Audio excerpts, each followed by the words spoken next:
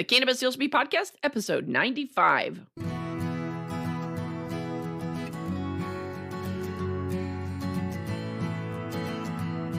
You're listening to the Cannabis Heals Me podcast, where we explore the real stories of real people who have discovered the profound healing properties of the cannabis plant in their own lives.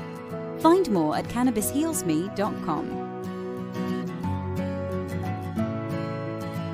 Welcome back, everyone, to the Cannabis Heals Me podcast. This is your host, Rachel Kennerly. And in case you weren't listening before the music started playing, this is episode 95. Can you guys believe that we are 5 episodes away from our 100th episode?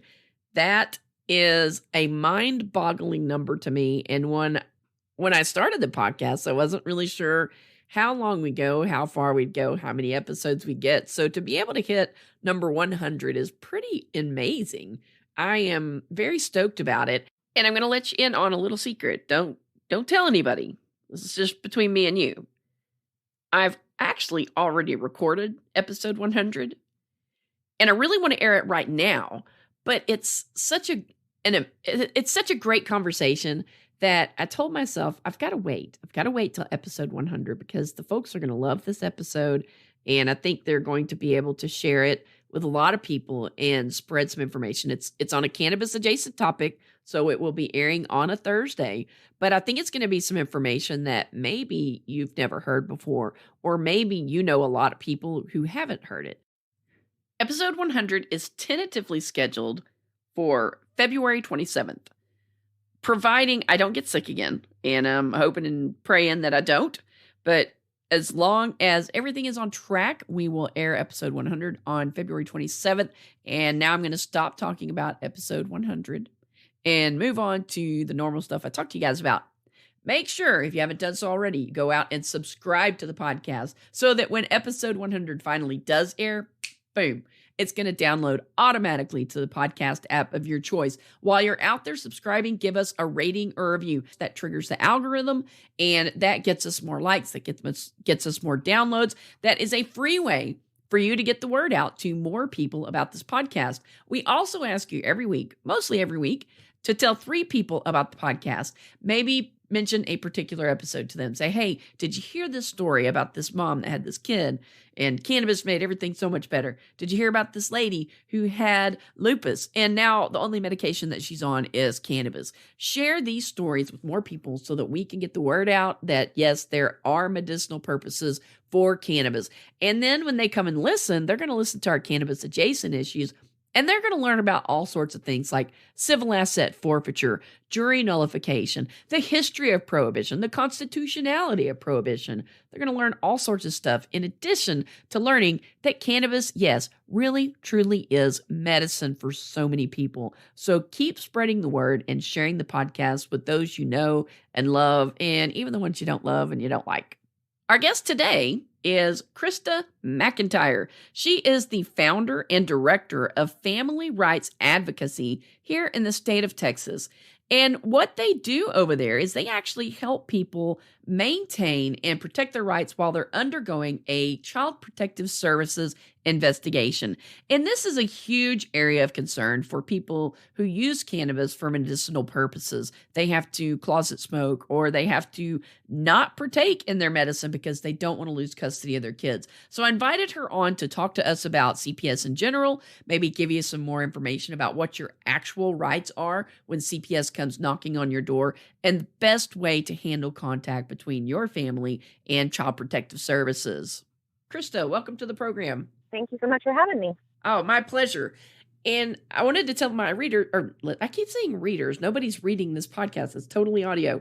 I wanted to tell my listeners how I got in contact with you. I saw a Facebook post on someone else's page. They were asking for help with a CPS issue, and you had posted and said, hey, reach out to me. I'll see if I can help you. And I thought to myself, CPS is a huge concern for a lot of our folks. So I reached out to you as well. Yeah. We actually help a lot of families that are under CPS investigation for cannabis use, and sometimes it's medicinal and sometimes it's recreational, but we do get a lot of phone calls regarding marijuana use and cannabis use that are involved with CPS. Yeah.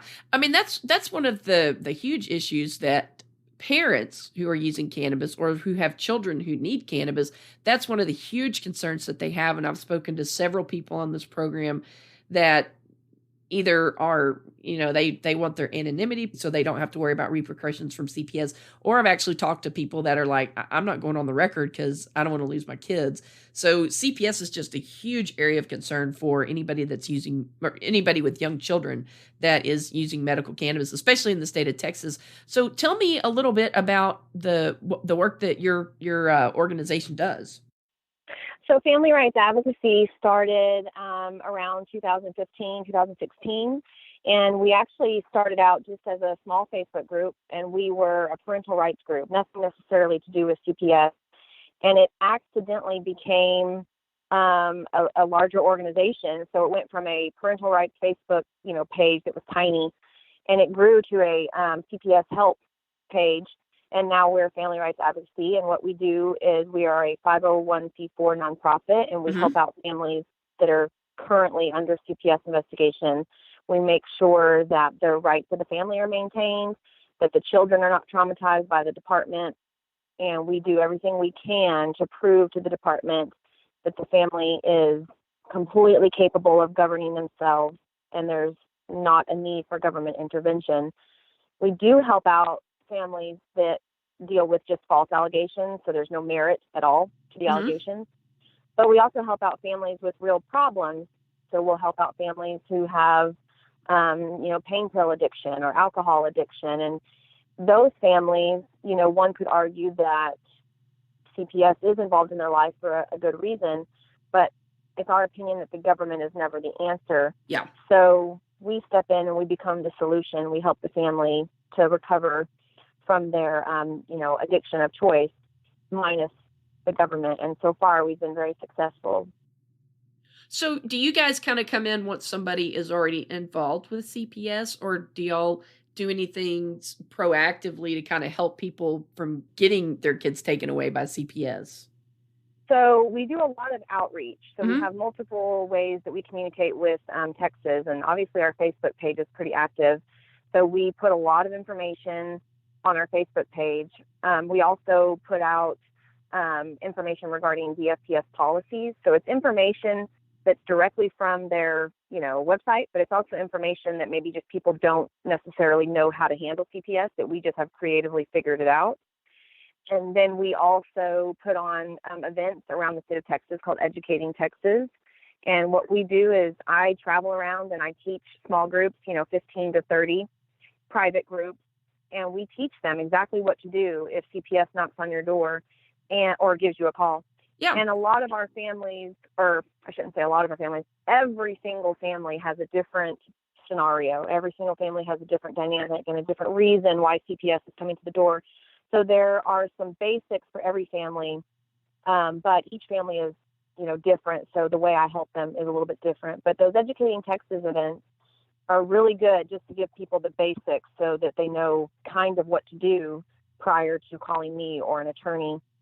And we have a ton of volunteers around the state. So if somebody's under CPS investigation and I'm not near them and they call me and they say, hey, we don't mind if CPS comes in the house, but our house is a mess. Our refrigerator is not necessarily full because we're poor. Our volunteers will come in and we will fix the house up to be CPS appropriate and make sure that their needs are met.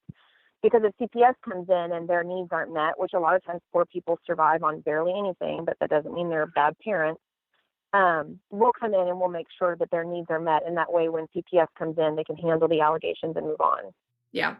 Well, just for general information, because a lot of people think, okay, CPS is knocking on my door. I have no other course of action but to open the door and let them in. What are parents' basic rights when it comes to CPS?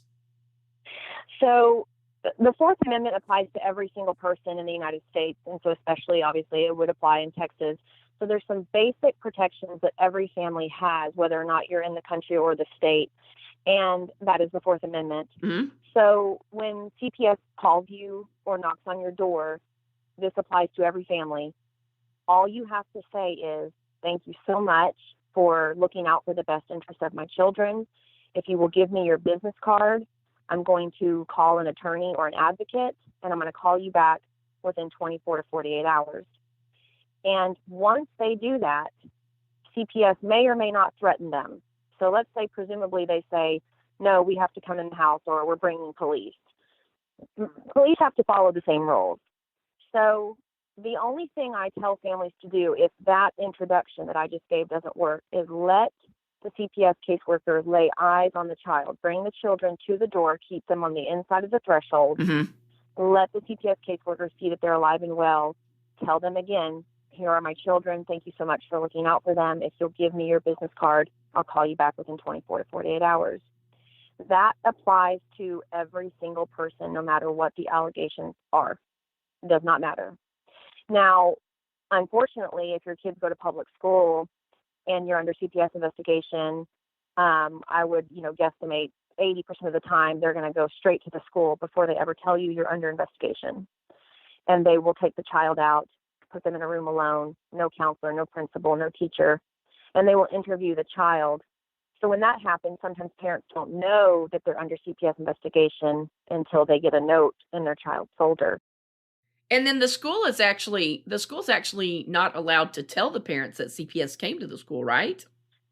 What CPS is supposed to do, it doesn't really fall on the school, it falls on CPS. The CPS caseworker is supposed to give the business card to the principal, and the principal has that decision to give it to the teacher. But at that point, that business card and letter that basically says, hey, I interviewed your child at school today, please give me a call, that is supposed to be given to the parent so that when the parent picks up the child, they know.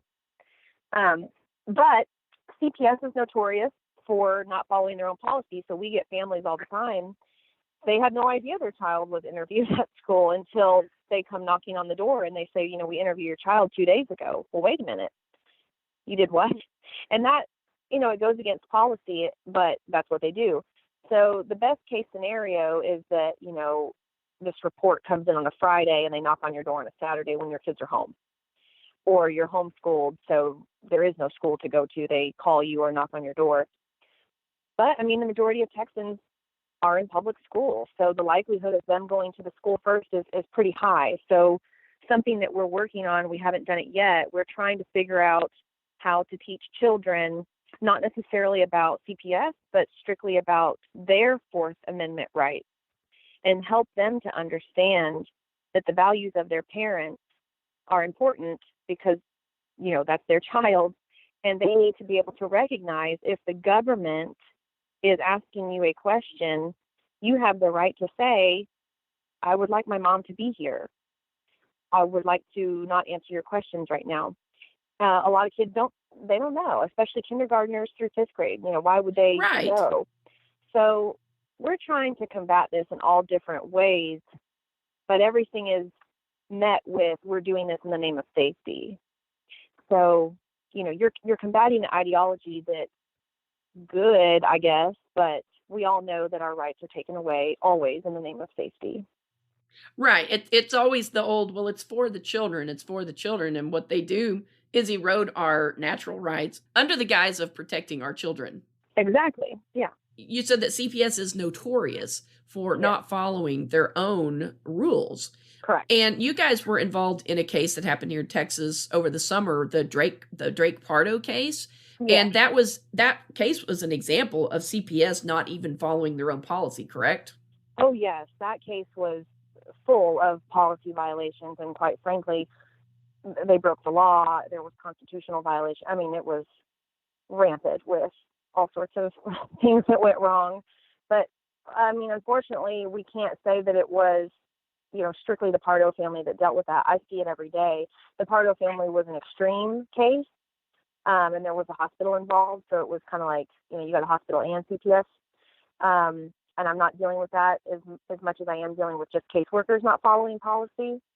But it's a real problem. And when I get involved, people ask me all the time, how are you successful in helping these families? You're not an attorney.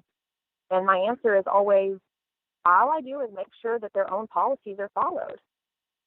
If they follow their own policies that they created, it not only protects the department, it protects the caseworker, the parent, and the alleged victim. Those policies actually help the children that they are allegedly trying to save. But when they don't follow these policies and procedures that they created, you've got a mess. And, it's not just policies and procedures that I have a problem with, but most of the time, if I'm just there to make sure that they follow their own rules, then everything goes fine. Hey guys, wanted to tell you real quick about our podcast host and sponsor, Anchor.fm. If you're thinking about starting your own podcast, I highly recommend Anchor. It's free. There are creation tools that allow you to record and edit your podcast right from your phone or computer. They'll distribute your podcast for you so it can be heard on Spotify, Apple Podcasts, and many more. And you can make money from your podcast with no minimum listenership. It's everything you need to make a podcast all in one place. Download the free Anchor app or go out to Anchor.fm to get started. That's Anchor.fm. Now back to the show. No matter what the allegations are. Right. Now, in the Pardo case where you had egregious violations of CPS's own policy, their little boy still spent months in foster care. What are the repercussions for the department when someone violates it, and in this case, multiple people violate the policy? Are there any consequences for any of those people or government actors? I've been asked that question a lot, and I don't have the best answers for them because it's still something I'm looking into. So when I say this, know that it's iffy and it needs to be looked into. I believe that the Department of Family and Protective Services is immune from being sued, or their agents are. It's one of the other. But at the moment, in order to hold them accountable, no matter which direction you're legally allowed to do so, it costs money. So whether or not you go after the caseworker or the department, because I'm not sure exactly which route you're legally allowed to go to, I can tell you no matter what, it's going to cost money. And people don't necessarily have that. And it's a scary idea to go after the government. So when a family's been through a traumatic experience, such as having their child removed and wrongfully removed, I can't speak for the Pardos when I say this. I'm just speaking in general terms, but they're done. Families are scared to death. And I have families all the time that call me and I help them, and they're nowhere near removal. But it's so traumatic that they leave the state of Texas. They move. So if those people who never had their children removed are fleeing the state because that's what makes them feel safer, I can only imagine a family that has finally had their child returned. They, in my opinion, most likely would be scared to do anything else. Like, we're just going to be done. Yeah, just get out of the state and get those kids out of the control of the state. Yeah. Now, you had mentioned in the Pardo case, there was a hospital involved. And I think we're saying maybe it's just we're hearing more about it, or is there more instances where a hospital is involved with kids involved? I read over the weekend a case about some doctors, I think in Wisconsin, and he fell asleep with his daughter, and he rolled over and she had like a clavicle fracture. And then the next thing he knows, CPS is knocking on their door, taking their daughter away from them because of these quote unquote sentinel injuries. And you've got these people that work in hospitals that try to recognize the early warning signs of abuse. So family rights advocacy, typically when somebody calls me with a hospital type situation, such as, the hospital here called CPS because I rolled over on my baby, like the example that you just said, or the hospital called CPS because my child fell out of a tree and I've got a fracture on my arm, whatever the case may be. When a hospital is involved, what's happening is if a family goes in and their child has some sort of injury that creates a CPS call, before the family ever knows they're under CPS investigation, each pediatric hospital has a child abuse pediatrician and staff inside the hospital. I believe Cook's Children's is called the CARE team, and Dallas Children's is called the REACH team, and they're third-party child abuse employees. And what they will do is they'll wear scrubs and they'll look like hospital employees, and they will come in and they will, put their hand on your leg to a crying mother and say, can I get you some water? Or how are you today? Do you want to talk for a minute? Parents have no idea that they are under a CPS investigation, and that is not just a hospital employee. It is a social worker or a child abuse pediatrician, member of that CARE team or REACH team. And they will immediately start asking the family questions that CPS would ask them if they were being told they were under investigation. So we automatically have a sneaky situation going on. I mean, that seems like a violation of your right not to self-incriminate. Thank you. That's exactly right. So they'll come in and they'll say, oh, you have 2 kiddos. Tell me about your other kiddo, and they're befriending you, but really they're not. They're asking questions. And another thing that we found out, if your child has an injury and you end up in the hospital, you have this sneaky situation going on that I just, told you about. But also, if your family decides to go speak to a chaplain at the hospital, either that information is not protected or a particular chaplain in Houston broke the law, because we had a family that they ended up in the hospital in Houston, and their child was hurt, and the mother spoke to the chaplain, and we found the chaplain's conversation with the mother in the CPS records, which meant the chaplain it meant the chaplain had told the CPS worker what the mother had said. So in hospitals specifically, you have people being investigated and they have no idea they're being investigated. They've never been told that they're under investigation. Therefore, they don't know to call an attorney. They don't know to have an advocate. But typically when somebody calls me with a hospital created CPS investigation, I will immediately tell them they need an attorney. Like, I'm happy to help out. I'm happy to help your attorney out. But I would be lying if I told you didn't need an attorney. Unfortunately, we have families that are in the hospital frequently because their children are medically fragile, or they have these significant autoimmune disorders that put them in the hospital frequently. And those families are at high risk for a CPS investigation. And so when they call me, I have to tell them, you need an attorney yesterday.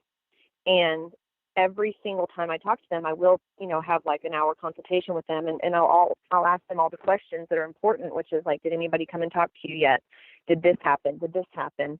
The red flags, and they all have the same red flags. Yes, somebody did come in and befriend me and start to, talk to me about this. And once I tell them these red flags, another red flag is they'll move the child from one room with 4 walls. They'll tell the family, we need to move you to this room. And the room that they get moved to is a room with curtains only. So there's no walls. You're in a room with your privacy is 4 curtains rather than 4 walls. And some of these hospitals have cameras in those rooms. So until I tell the family what's going on, they could be talking about anything. They could be having a marital argument, because sometimes that happens. Our kids are hurt and parents are angry and they get into a fight. That's all documented by CPS when this happens. So hospitals are extremely dangerous when you're under a CPS investigation and the report comes from a hospital. So we do help out those families, but we don't help them out solely. They have to have an attorney. It seems like the unintended consequence of making hospitals and doctors complicit with mandatory reporting and having these caseworkers is that people are going to be afraid to take their kids to the hospital when they have an injury, because nobody wants CPS involved in their life. Yes, and that is what's happening, because we have 2 types of hospital CPS calls. We have the injuries that are immediately looked at for child abuse, and the family goes through trauma. But then you also have another situation, which is controversial, where we actually find that there's medical malpractice. And as soon as the parents notice the medical malpractice, then the hospital says something as crazy as Munchausen's by proxy or medical neglect. Medical neglect. That was kind of the case in the Pardo thing, right? So I can't talk specifically about one section of the Pardo case, but I can talk to you about a family here in Fort Worth, and I won't use their names, but they had some medical malpractice, and their son was medically fragile and had genetic disorders and heart disorder. I mean, you name it, he had it. And they had a situation where he almost died, and it was, in their opinion, it was the hospital's fault. And they came in and they were hysterical because their son was sick, and they said, why didn't you tell us this? Why didn't you do this? Why didn't you do this? And they immediately put them under investigation for medical neglect. And the first night that this happened, I happened to live close, so I drove up there and I asked them about all the red flags. Of course, they told me yes, yes, yes. So they meet all the criteria for the red flags that I was talking about. And I said, you need to go get your medical records right now. So they went and got their medical records, or they tried to, and they were blocked out of them. And I said, don't leave that records department until you get your medical records. So they got him, and then I told him to go get another set the next day. And what the caseworker, or excuse me, not the caseworker, what the hospital did was finagle the records. So the family has 2 separate records, and, they've messed with them to pad their case. And on the 3rd day, I said, please go get your records again. And they had completely blocked them out. And they said, no, you're not getting any more. So Oh, wow. had we not, and that's illegal, by the way. It is. I mean, isn't that the whole point of HIPAA? Yes, yes. But there's nobody holding these hospitals accountable right now. And so at the very most that I can do is help that family out in those first couple of days. Like, hey, you need to get this right now and get this right now while you're looking for an attorney. Yes. We had a family the other day. The hospital swore up and down that she failed for marijuana and her baby had marijuana in the system, called CPS. We obtained the medical records with, some pushback. And lo and behold, nobody had marijuana in their system. But we found out in the medical records that the mother had actually been under surveillance from a social worker within the network, not CPS, but a social worker within the network. They were monitoring her and investigating her for her entire pregnancy because they had concerns that she was going to have postpartum depression. And then they told CPS that she had failed for a marijuana test and the marijuana came back in her baby's meconium. That was a lie. Oh, my gosh. Yeah, that was a lie. We pulled the medical records and it said exactly the opposite. But what we found out is that she had been under some sort of investigation without her knowledge for her entire pregnancy. We could see it in her medical records. That's crazy to think that a hospital would just flat out lie to have CPS involved to take somebody's baby. Yeah, so we and it's hard for people to believe me because what I'm telling, they're like, no, that's not true. And, I've offered many a time for anybody that wants to do a ride along with me. And I have had many takers, and I can't say names, but I've had a lot of people do ride alongs with me to see what I'm dealing with.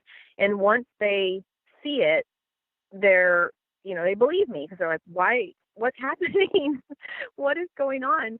But yeah, we have a lack of accountability. We have caseworkers and supervisors and program directors not following their own policies. We have lying and falsifying affidavits. We have a mess of stuff. It's so much. It can't be fixed overnight. It can't be fixed in one session. It can't be fixed in 5 sessions. It's going to be a long time. Well, the government solution to every CPS problem always seems to be, let's throw more money at it. Yes, that always helps. Right. I mean, that's made everything so much better, hasn't it? You've done a crappy job, so let us give you more money and reward you for doing such a terrible job. Right. That's the answer to everything. Right, exactly. Now, with regards to the hospital, we've also seen, or maybe, again, it's just because we're hearing more about it, you've basically got these issues of like medical kidnapping by doctors and hospitals that are angry that parents are seeking a second opinion, or maybe they're trying to use more alternative medicines and the physicians don't like that. I mean, I've heard of a case recently where the FBI got involved after a mom went to seek a second opinion of a naturopath outside her home state. Oh, wow. Well, I don't know that story specifically, but in Texas, what I'm personally seeing, and this happens at pediatricians' offices, not necessarily a hospital, but what's happening is, families will deny vaccines, or they'll deny antibiotics, or they'll deny any type of treatment that they're not in agreement with. And, there is an alternative, but the physician doesn't want to entertain that alternative. So rather than, let the parents entertain the alternative, they call CPS. And that's a catch-22, because when you're a physician and you feel based on your training that this child might die and the parents don't want to do that, I get that part of it, but that's not what I'm seeing. I'm seeing a lot of CPS reports based on quote-unquote medical neglect for refusing vitamin K at birth, for refusing erythromycin at birth, for refusing Hep B vaccines at birth, or having a home birth.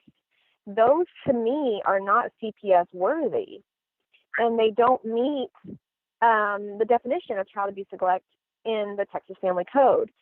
If it was cancer treatment versus alternative, I personally would choose the alternative, but that makes a little bit more sense, even though I don't agree with it.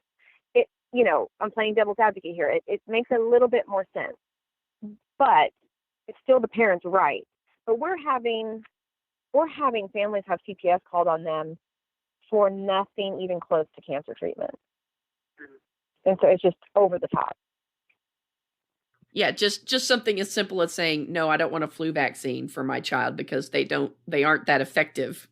Right. Yeah, you're not allowed to say that.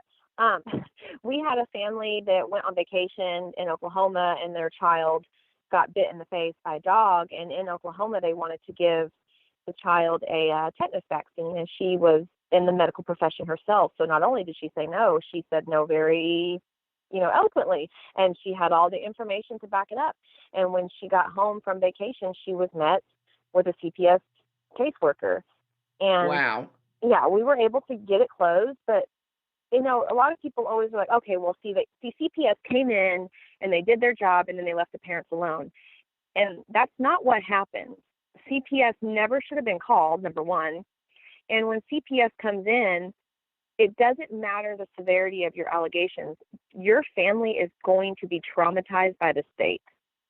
So people need to change their perspective on, okay, CPS came in, nothing was wrong. No, CPS should have never came in. And every single family that this happens to over something silly like that is traumatized. And the parents, that trauma doesn't go away when the CPS investigation is over. Every time the doorbell rings, they're scared. Every time they get a phone call from an unknown number, they're scared. They start to be overprotective of their children, like, don't go outside. It doesn't just end with this idea that the government did their job and they left. No, it should have never happened in the first place.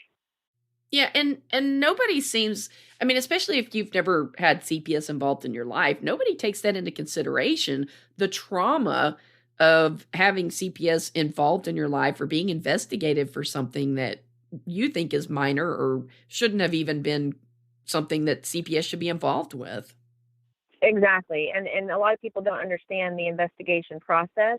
They think that CPS just comes in and, they say, hi, how are the kids? And that's it. And that couldn't be further from the truth. There is a much bigger scope in which they are allowed to invade your home and investigate your family. And it's really bad. And so when people go through it themselves, then they get it.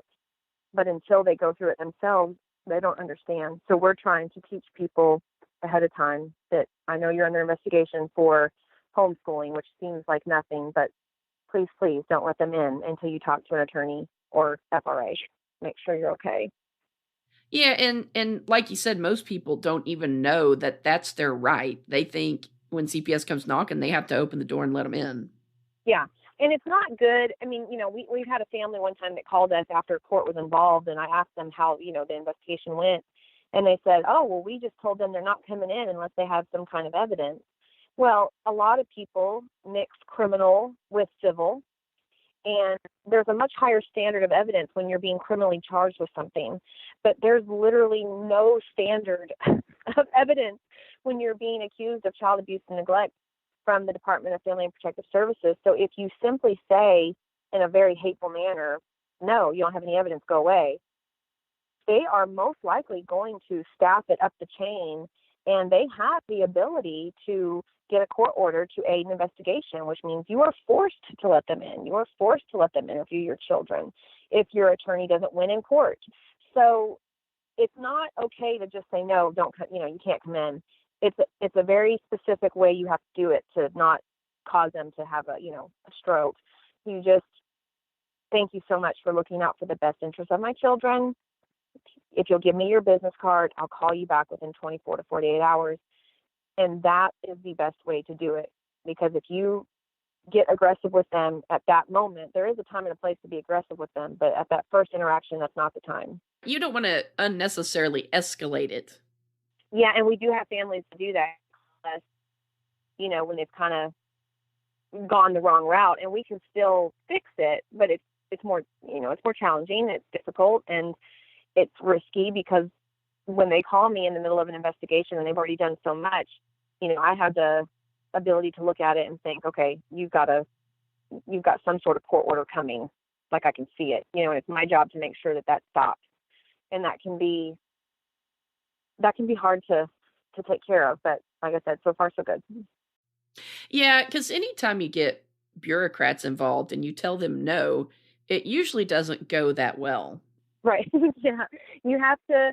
So the way we explain it to people is we never tell families to not comply with CPS. We tell families to compromise with CPS. And depending on each family and each risk factor, type of allegations, there's a list of things we look at.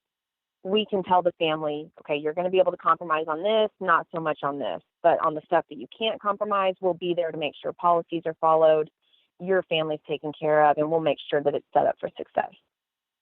So no family is treated alike with CPS. So the only thing that we can tell every family is what we call laying eyes on the child visit. They come to the door, we need to come in, offer to take their business card and call them back. And at a minimum, if they push that, you let them go ahead and lay eyes on the child and then give us a call or give an attorney a call, and we can help you the rest of the way. Are parents, when they're under investigation, are they afforded an attorney, or is that something that they have to provide for themselves? What's the state requirement? Or I guess it's different from state to state, but for Texas, for example. Sure. So once you're under CPS investigation, you are not granted the right to an attorney.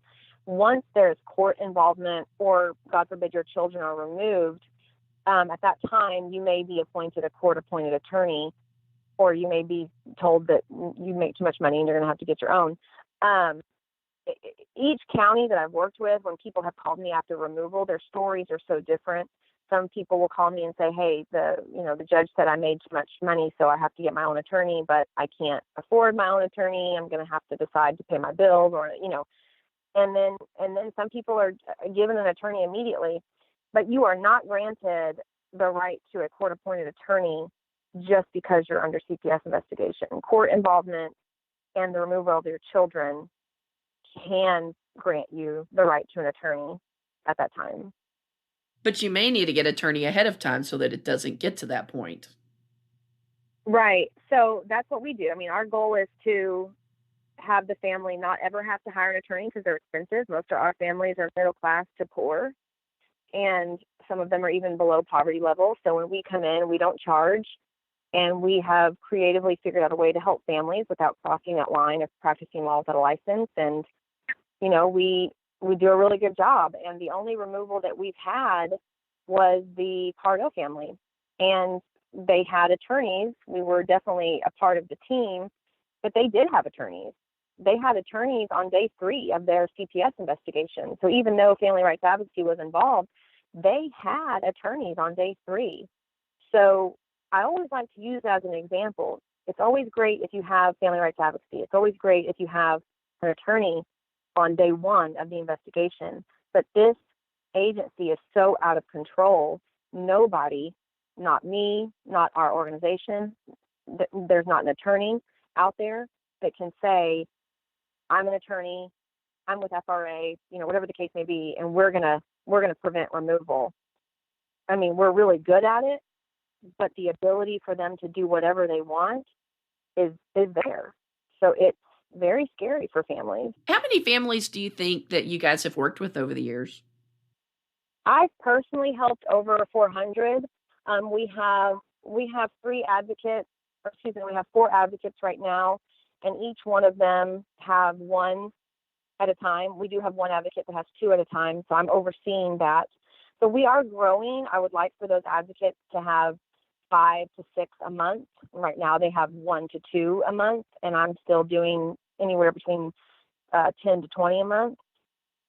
But what I do, I can teach it. I can teach it to people, and we're doing that right now. The advocates that are helping other families, they just stay in constant contact with me, and they're doing a great job.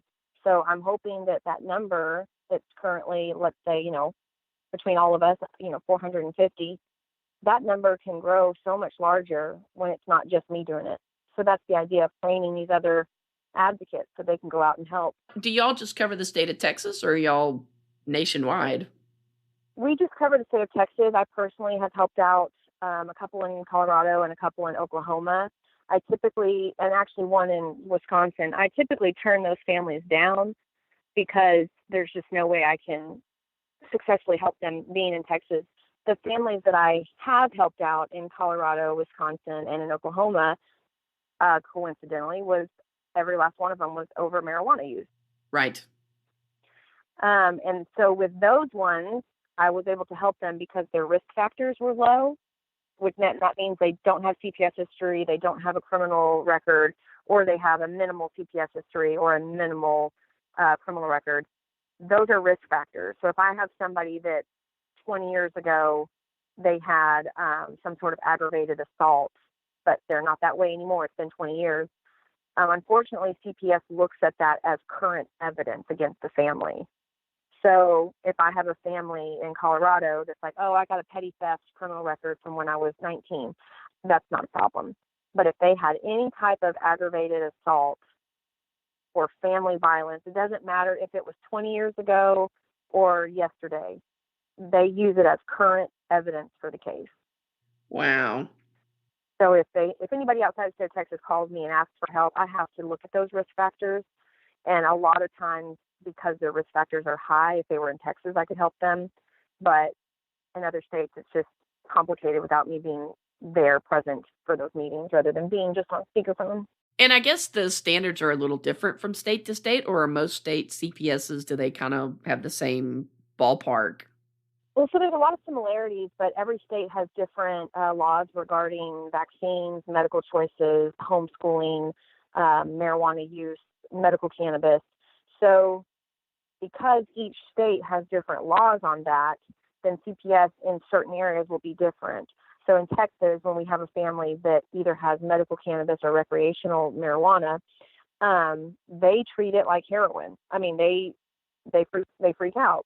But if the parents are in Oklahoma where I think it's medical marijuana is allowed, or in Colorado, it's just much less aggressive. They will still investigate the family for being under the influence while taking care of a child, but it's so much different. And so it's the same with homeschooling. In other states, if homeschooling is, not necessarily looked at as a good thing, well, then the accusation of homeschooling could be detrimental in another state where it's not so much in Texas.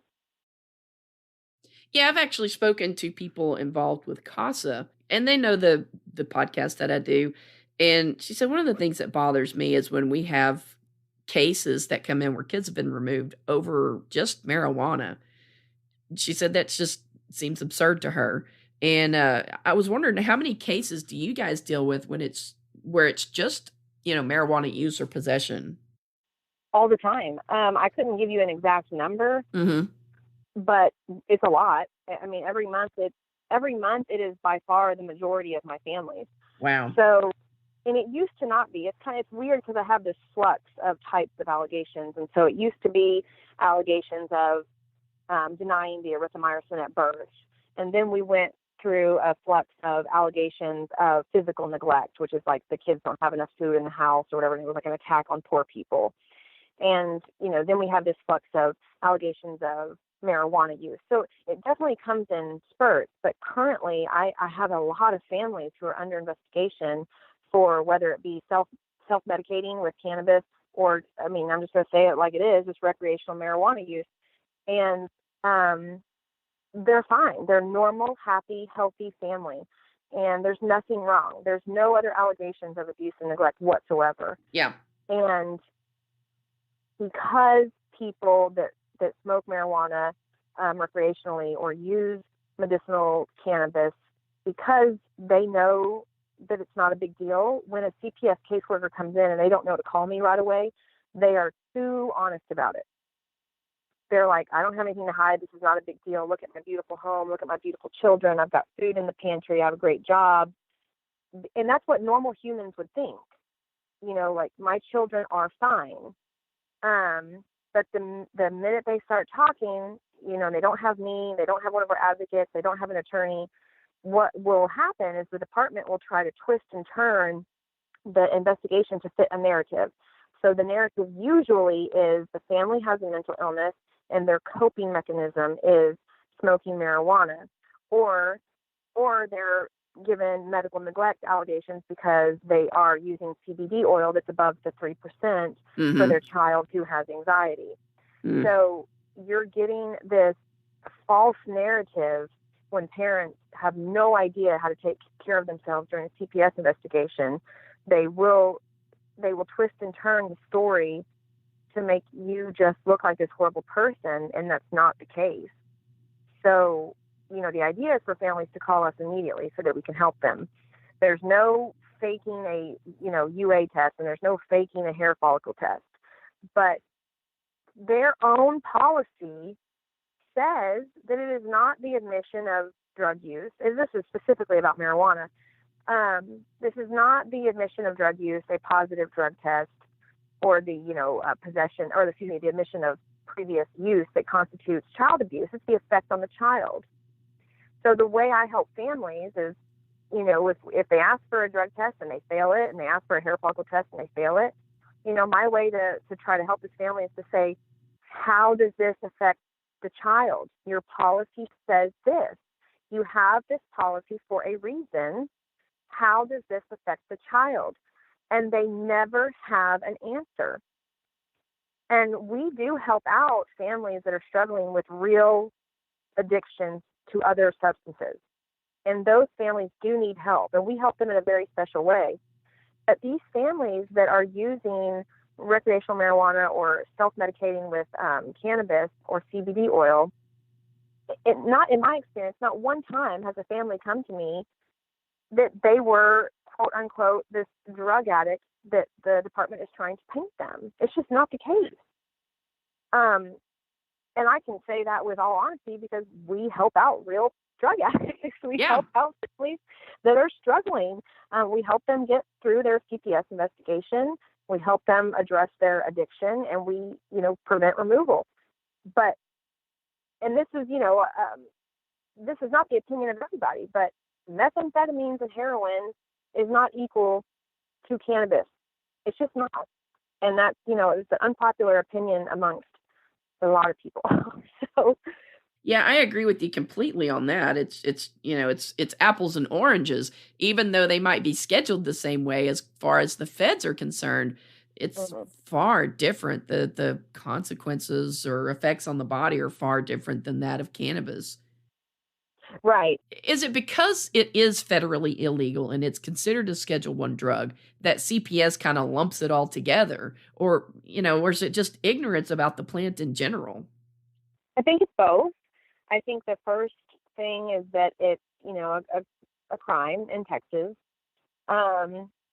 But there is some ignorance to it. But more so the problem that I see is whether or not Texas ever decides to legalize marijuana or legalize CBD oil above the 3%, or, I'm not exactly sure what needs to happen for it to be okay in Texas on a criminal level. But their policy already protects families from their children being removed if they are using recreational marijuana or medicinal cannabis. There's policies already there to protect families. So whether or not they understand cannabis, recreational use, whether or not the laws are changed, the policies within DFPS are already there and they're not being followed. That's all that needs to happen to protect families under any allegation. Follow the rules. Just follow the rules. And they don't, and they get away with it. Well, I appreciate the work that you guys are doing because CPS is one of the most frightening things to people. I mean, between the IRS and CPS, I don't know which one is more terrifying when people get notices from them. Right. And they seem to just kind of do whatever they want to do without a whole lot of accountability and, having to follow their own rules. So I really appreciate the work that you guys are doing to help parents in this respect. Thank you very much. We are trying our best. We have a lot of work ahead of us. If folks are interested in learning more about your organization, where's the best place for them to head? They can find us on Facebook, and they can also find us at familyrightsadvocacy.com, and there's lots of links on our website to help them get involved. Yeah, that was the next question I was going to ask. If they want to become involved and maybe become an advocate, what is the best way for them to do that? Do they contact you through the website or what? Yes, you can contact us through the website. Right now, we're not accepting any new advocates simply because the training process is pretty, hefty for me. But eventually, when these advocates that I'm training can go off on their own, then we'll be opening up, the opportunity for more advocates. But they can sign up with our ACTS team, and the ACTS team is completely voluntary. It's a voluntary section of our program. And what they can do is they can sign up, and if a family in their area is under CPS investigation that's nowhere near me or one of our advocates, and we need a house cleaned, we need a sink repaired, we need clothes, food, we will call the area ACTS team members and say, hey, can you provide this for this family? So they can sign up to be an ACTS team member, and they can sign up to host an Educating Texas event so that we can come to their home or their church or their facility that they've rented to teach a small group of people about CPS. And then always, if everybody feels compelled, it's always good to donate to us. We help families completely for free. It does cost our advocates and myself gas money, wear and tear on the car. Sometimes we're staying in hotels. All of our literature that we print out, the website. We really pride ourselves on how much stuff we've done for, very little. But the more donations that we get, the larger we can grow. So donations is always a good way to help as well. And that all can be found out on our website. Okay. Well, let me ask you this. I'm going to play devil's advocate for just a second. Sure. With regards to your ACTS team, where you guys go in and help families that are about to have CPS come in. Yes. Do you ever get the argument that is like, well, you're just enabling these people and leaving these children in this horrible situation that CPS could save them from? Yes, all the time. Yes. So the only time let me just back up. I get phone calls from families all the time that I wholeheartedly believe meet the standard of a child abuse and neglect case. Okay. And those families, including criminals, deserve the right to an attorney and a proper defense. But we are not attorneys, and we're not able to help those families. So my families that I help out, the FRA families, are two kinds of families: completely innocent families who might be poor and need help, or they might be completely innocent families. Their children are not harmed in any way, but because of our current system and the criminal aspect of things, one parent is struggling with addiction, they get in trouble for any type of use of substance abuse or even alcohol, but the kids actually don't know about it, because a lot of times you have silent addicts, and we will come in and help that family. So the way we help the family to where we're not enabling them is we help them find services. So the families that are the ACTS team, we might call them and say, hey, is there a church in your area that provides marriage counseling? Is there a church in your area that provides free drug and alcohol classes? And so because they're an ACTS team member doesn't necessarily mean they're coming in and enabling the family. We become the solution. We become what the family needs, because sometimes intervention is needed. But when your community, when the ACTS team members become the intervention, then it is not necessary for the government to intervene. I think that's great. I think CPS is just reactive. Like so many other government programs, it's just reactive. It's not proactive. They don't step in to help people keep their kids. They step in to take kids away from families. So I think the work that you're doing is great. It's saving a lot of families trauma, and it's saving us taxpayers a lot of money. Exactly. So it's not that we're enabling families, we're becoming the solution rather than the government becoming the solution. And like I said, the families that call, in my opinion, is that they might need more than just community. They might need actual government intervention. We don't help those families. We refer them to attorneys because they deserve the right to a defense, but it doesn't meet those, the area that we're able to help out with. Oh, perfect. Well, thank you so much for coming on, Krista. This has been a very enlightening conversation, and I hope folks will reach out to get signed up to serve as ACTS teams members, and then maybe even offer to host events and donate to the organization. I think y'all are doing some great work there. As a former foster parent and seeing kind of how the system affects kids and families, I think it's a much needed service that you guys are providing. Well, thank you so much for having me. I really appreciate it. Well, I will put links to on the show notes page to everything we've talked about today, and I'm going to be reaching out to you as well because I'd like to get involved in some capacity too. Oh, that'd be great. Thanks so much. All right. Thanks so much, Krista. Bye-bye. Okay. Sounds good, dear. Bye. Show notes for today's episode can be found out at cannabishealsme.com/95.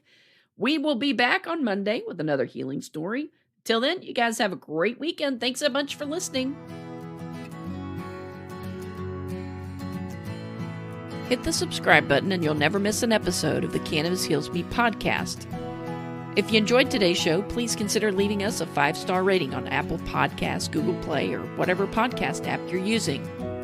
Do you have a suggestion for a guest on Cannabis Heals Me?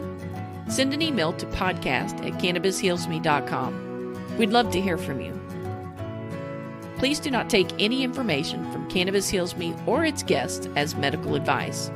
Contact your licensed physician before taking cannabis or using it for medical treatments.